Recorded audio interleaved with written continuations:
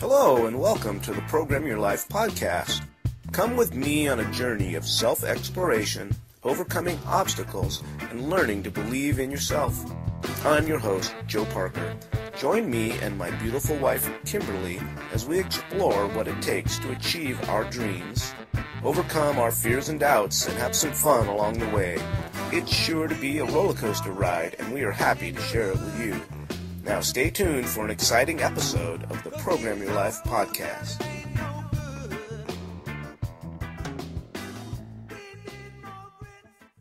Hi, this is Joe Parker from Program Your Life Radio, and welcome to the Program Your Life Radio podcast. I'm here today with my beautiful wife, Kimberly Parker, and we're talking about the one-woman play that she's just recently written and is about to perform for the first time. So why don't you say hello, Kimberly? Hello, listeners. Thank you for listening today. So tell me, Kimberly, you just recently wrote a one-woman show, your own play, which is a huge, huge thing. Very few people can say that they've written their own play. What was it that inspired you to sit down, take the time to write this play, and how did you do it in the small amount of time that you did it in? I mean, literally did this in a couple of months, right? Mm-hmm. Yeah. Well, I joined a team of 12 committed, loving beings that are choosing to make a positive difference to all by stepping into their greatness now. So I was not alone in this. I had a lot of support and encouragement. And the reason I chose this goal to write, produce, and perform a one-woman show in 90 days is that it's been something I've wanted to do for a long time. And it's, in particular, the topic is my hearing loss journey. I was born with a bilateral progressive hearing loss that went undetected and untreated for over half of my life. And I eventually became deaf and lived as a deaf woman for about 5 years. And then about 2 years ago, I received a cochlear implant, which is a bionic ear, and I'm hearing electronically now, and I'm hearing better than I have my whole life. And this miracle of technology has changed my life. It's brought my speech comprehension, that's how much I understand of what people are saying, from 12% to 92%. And I wanted to tell my story. I wanted to tell my story of perseverance, overcoming obstacles, and healing my journey. And I have a personal experience with hearing loss, and I also have a lot of knowledge and study. I just graduated a few months ago from Gallaudet University, where I studied for 2 years all about hearing loss and communication strategies and assistive technology. And I decided then that I wanted to teach people through theater for social change. As a performance artist, this is the way I wanted to give back and educate and advocate for people with hearing loss and their loved ones, to teach more about living with hearing loss and supporting people with hearing loss and including them as a performance artist through theater.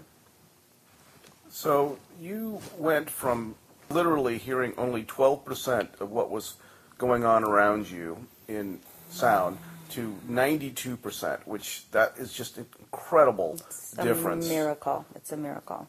I mean, I can't imagine only picking up 12% of what's heard. I mean, about the only time that I've ever had that experience is maybe if I'm out at a nightclub someplace and the music's like really blaring and I have to get literally right in somebody's face to be able to understand them. And I suppose that was just a common occurrence for you. So that's really amazing, huge difference. And you did that through the use of cochlear implant? I mean, weren't hearing aids able to make that difference for you? No. Once my hearing loss became so profound, hearing aids weren't working anymore. The most powerful hearing aids will not help someone who has profound hearing loss. I was essentially by the end, and they really didn't help anymore. There was a time when hearing aids helped me. to lose more hearing, they just didn't help anymore. So really a cochlear implant for someone who's got severe to profound hearing loss is the next step when hearing aids no longer work. So tell me a little bit about hearing loss in general and hearing aids. I mean, is hearing loss the same for everybody? I mean, does everybody experience hearing loss in the same way? Like, you know, if you're older or if you're younger, I mean, are there different types of hearing loss? Yeah, there are different types of hearing loss. I think that's what a lot of people don't understand. There's also a myth that only old people have hearing loss. Hearing loss affects us from the cradle to the grave. Any age persons can have hearing loss. Of course, as you get older, after a certain age, 45 to 50, a lot of people do start to experience some kind of hearing loss. That's called presbycusis, which is age-related onset hearing loss. And yet, age is not the only thing that causes hearing loss. It's genetic. Mine is a hereditary genetic hearing loss. You can acquire hearing loss through disease. I have a friend who was born deaf because her mother contracted rubella while she was pregnant. I also had spinal meningitis when I was 15, and that attributed to more of my hearing loss. So there are certain diseases that will actually cause hearing loss. Is that true? There's diseases. There's also environmental factors. Sometimes people work around a lot of noise. A lot of times people coming back from war, being around lots of gunfire and bombs, or working in factories with lots of noise on a daily basis. So the environment can cause hearing loss. Also, certain drugs. Really? I've known people who have taken drugs that are, make sure you talk to your doctor before you take any kinds of drugs. Certain drugs can cause hearing loss. So I've had the experience sometimes of taking, let's say, a certain prescription drug or maybe aspirin, and I get a little bit of ringing in my ears. Is that something that I should be worried about? Or is that something that would maybe be a precursor to hearing loss? I would talk to your doctor about that. I am not a doctor, so I don't feel like I can really speak to that. I do know that there are ototoxic drugs that do contribute to hearing loss. So make sure you talk to your doctor whenever you take a new drug, or about the drugs that you're on, to ask, and do your own research. Not all doctors may know. There's a book out there. I can't think of the name of the book. You can research and find out, that talks about ototoxic drugs and hearing loss. So tell me a little bit more about different types of hearing loss. For example, what is the type of hearing loss that you have? I have a sensory neural hearing loss, which is a hearing loss that takes place inside the cochlea. There's conductive hearing loss that's usually treatable. It's usually just temporary. Something's plugging up the ears. Maybe there's some fluid there in the middle ear that can drain off and your hearing goes back to normal. So does it have to do with the frequencies, or, I mean, like the high frequencies, the low frequencies? I mean, right. What's this thing called an audiogram, and what does that do? An audiogram is a test, a hearing test, and it charts what kind of hearing loss you have. Like you had mentioned, high frequency or low frequency hearing loss. There's many different types. The most common hearing loss is high frequency, and the high frequency is where speech lies. And so if you've ever seen an audiogram, there's a speech banana on that audiogram of where most speech sounds lie, in around the 20 to 30 decibel range, and those are consonants. Consonants lie in the high frequencies. SH, sh, CH, ch, S, P, D, F. All of those sounds are in the high frequencies. When you're missing those sounds, you're not able to understand full words or sentences. If you have a high frequency loss, those sounds you're not able to hear, and you're hearing a lot of low frequencies, vowels, A, E, I, O, U. So someone with a high frequency loss in a room of people would hear a lot of ah, you, in the low frequencies, the vowels, not able to understand the consonants and able to understand speech. So without that ability, it makes hearing really difficult. And I see. there are people who have low frequency hearing losses.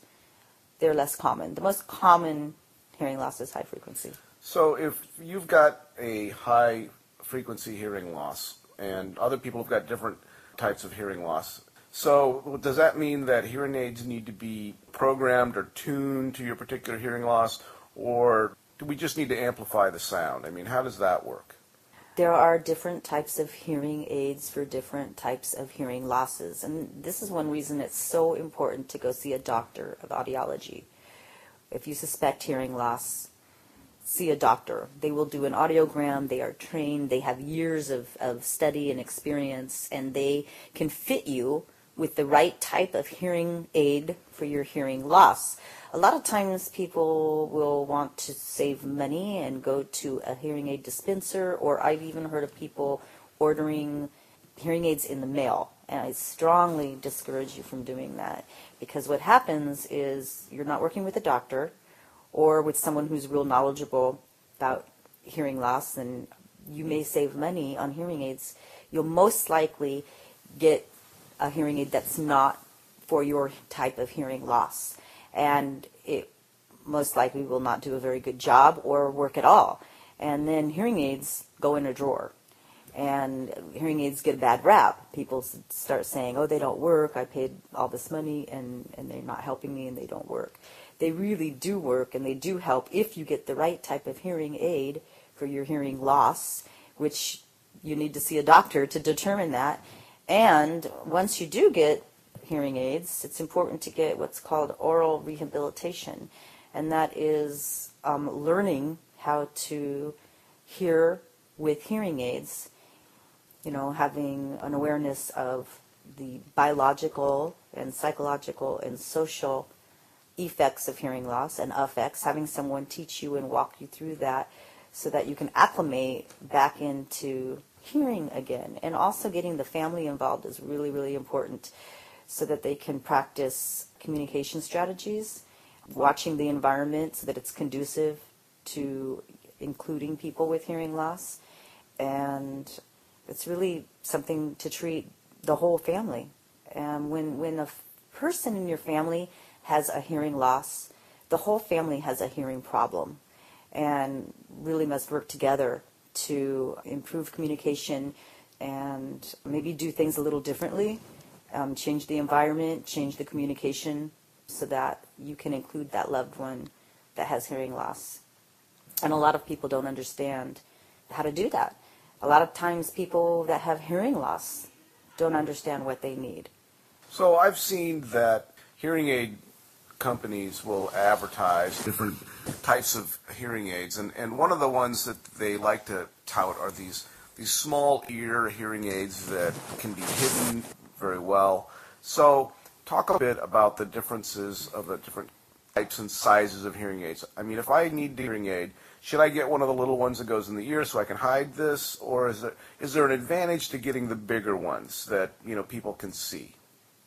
Hearing loss is shrouded in shame, and there's a stigma. If you wear hearing aids, that you're old or maybe not bright, and I think that there is no shame in having hearing loss, and I think that one thing we see in the advertising industry is a desire to hide it. That's unfortunate, because I think that keeps a lot of people from getting hearing aids and treating their hearing loss. The reality is that really tiny, small hearing aids are more conducive to someone with a mild hearing loss, and someone with a severe to profound hearing loss is not going to benefit from a little tiny hearing aid. They're going to need a more powerful hearing aid, and that's going to be bigger, and it's going to be noticeable. And there's nothing wrong with that. There's no shame in having hearing loss. And yet, I think sometimes manufacturers perpetuate that by, wanting to make them as small and invisible as possible. Well, actually, it seems to me like it might be an advantage to having a hearing aid that people can see, because if they can see the hearing aid, would they maybe change their behavior or make it easier for you to understand speech? Are there ways that people can change what they're doing to help people who have hearing loss if they know they've got it? Obviously if they hide it, there's not a lot they can do to help them. However, if they're upfront about it and actually let people know, it seems like there's some advantages. Oh, what kinds absolutely. of things can you suggest that a person who notices someone has a hearing loss can do to help them? The first thing is to ask that person. I wouldn't try to be quiet about it. You can say, oh, I see that you have hearing aids and you have hearing loss. How can I best communicate so that it's helpful to you? Because everyone is different. I'll tell you one thing that doesn't help any of us, and that is to speak really loud or to speak really slowly. It's helpful to speak slower and not so slow that you're treating them like they have no brain. And also not to shout, because that just distorts the sound and it actually hurts our ears.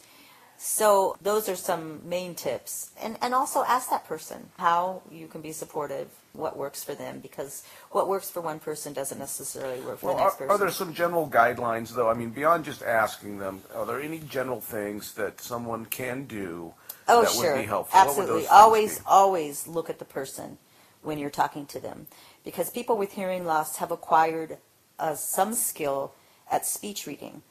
There's a myth out there that if you're deaf or hard of hearing, you read lips and that everything can be read on the lips. That's a myth. Only 30% of the English language is readable on the lips, because so many words look the same when you speak them. And for instance, maybe, baby, pay me, all look the same on the lips, and yet they're entirely different words. So you cannot completely rely on speech reading to understand speech. However, if you're not looking at someone who's hard of hearing, they're not going to understand what you're saying, because they are depending on not only some speech reading, also body language and intonation and the look in the eye, all of these things to compensate, to fill in what they're missing, the things they're not hearing.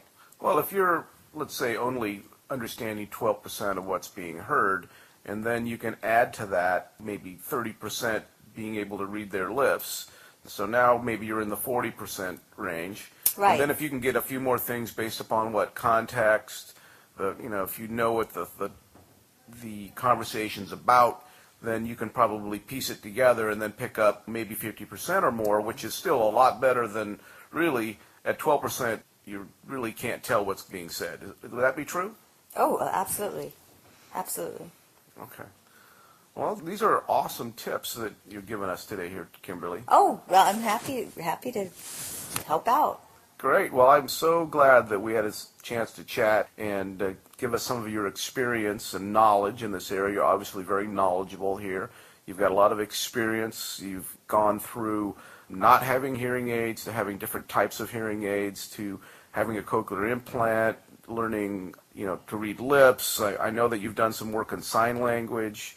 So it's amazing the breadth of knowledge you've got here, and I'd be happy to talk with you again in the future, and you can help our listeners out with more information about this so important topic that affects so many millions of people. So thank you for your help You're very welcome, today. and I just would like to add, it is a very important topic, and 36 million Americans suffer from hearing loss to some degree, and less than 20% treat it. And treating your hearing loss will make the world of difference in your life, and not only in your life, the quality of your life, but also in the quality of life of those around you, your friends, family, and coworkers. So I encourage people to treat their hearing loss, to do something about it, and not to deny it, which is very common when you first get diagnosed. It's common for people to wait 7 to 10 years before treating their hearing loss. Wow, that's once an they're amazing number. diagnosed. Yeah, it causes depression. There was even a study that came out last year, 2012, at Johns Hopkins, that they're seeing a connection between hearing loss and dementia, untreated hearing loss, I should say, and dementia. So it's so important to treat your hearing loss. It really will improve the quality of your life and your well-being, your emotional health, your physical health even your physical health. I really want to get this on the map, awareness for hearing loss, because it's an invisible disability. It is one there's not enough education about it. People with hearing loss themselves know very little about hearing loss. So the more light I can shed on this important topic, and the more I can get people to talk about it and discuss it openly without shame, I'm hoping it will help a lot of people and their families. Everyone knows someone with hearing loss. Not everyone knows what to do about it. So there is help available, and check out a wonderful organization called the Hearing Loss Association of America, and that's HLAA.org. Pretty sure that's it. Google it. Great. Well, thank you so much. Thank you for having me. You bet. And we'll talk to you again soon. Thanks, everybody. Well, that's our show for today. Thank you so much for tuning in. We were so happy to be able to share this episode of the Program Your Life podcast with you. Make sure to check us out at programyourlife.org. You can always find our podcasts there. We're also going to have the podcasts on iTunes, in the iTunes store under podcasts, and then there'll be some on our YouTube channel. So look for us online, and we will talk to you again very, very soon. Thank you so much to the Program Your Life podcast. Until next time, this is Joe Parker signing off. Bye-bye.